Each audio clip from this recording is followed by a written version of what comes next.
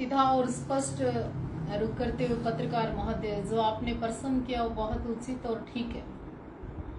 बयान के बाद बयान की प्रतिक्रिया लेने की हिम्मत बाकी लोगों में नहीं होती। ये बहुत अच्छी पहल है आपकी।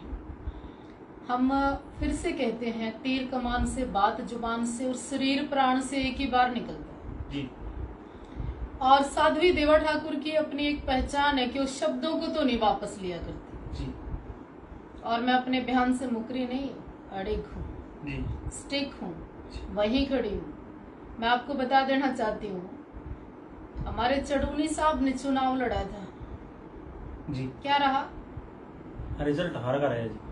हार होना कोई बड़ी बात नहीं है। हार के बाद कुछ ना बचना, मतलब वोट बैंक को देखना, वहां पता चलता है कि आपका कद कहाँ है, लोग आपसे कितने प्रभावित हैं, प्रेम कितना है आपका और आप कितने बड़े किसान नेता हैं।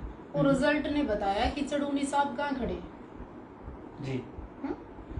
अब आप दूसरे नेता की बात कर लो, मिस्टर राकेश टिकैत जी। क्या यूपी के अंदर जी बीजेपी का आशीर्वाद उनको कभी नहीं मिला? जी। लोग मानते हैं कैसा?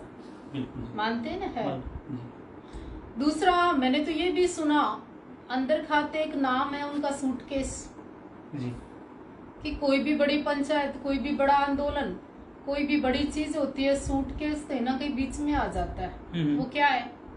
फिर उनकी अपनी संपत्ति होना, पेट्रोल पंप होना, पाइपलाइन होना, ठेके होना, वो बीजेपी सरकार ही तो दे रही होगी। मेरी तो सरकार है नहीं यूपी में।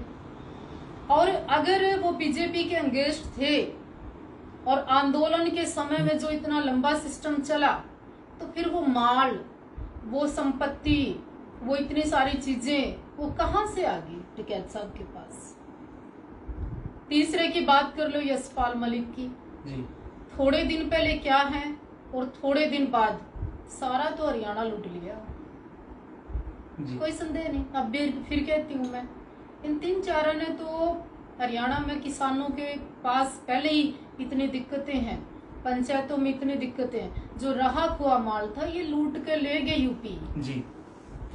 आपने बड़े गंभीर आरोप लगाए हैं, क्योंकि तीनों ने किसान यूनियन में रहकर किसानों की आवाज उठाई, मजदूर की आवाज उठाई, बहुत मेहनत की। हमारा भी एक पूर्ण सिंह, अच्छा, राकेश टिकैत की तरह ही, पहले उनके पास नॉर्मल से नॉर्मल भी कुछ नहीं था, आज बड़ी बड़ी गाड़ियां हैं उनके पास। कहाँ से आता है डोनेशन?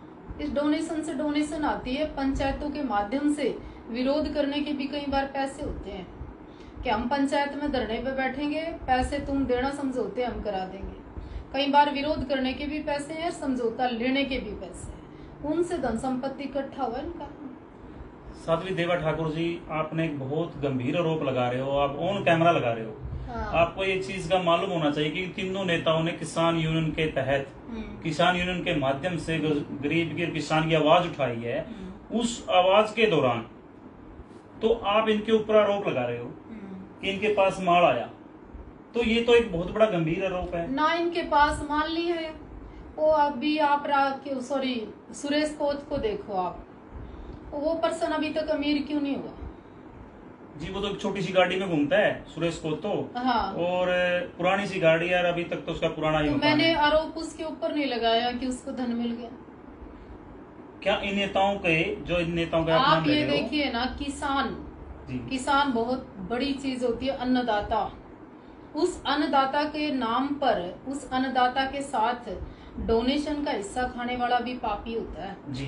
बिल्कुल ठीक है। सरकारें तो जहाँ जुल्म कर रही थी, पर इन तीनों ने भी लूटने में कोई कसर नहीं छोड़ी। एक बार यशपाल मलिक का नाम भी आया था, मैं आपको बता भी देता हूँ, कि जब बीजेपी के राज में जाट आंदोलन चला था पिछली सरकार में, और उसमें उसकी कमान, पूरी की पूरी कमान यशपाल मलिक के हाथ में थी।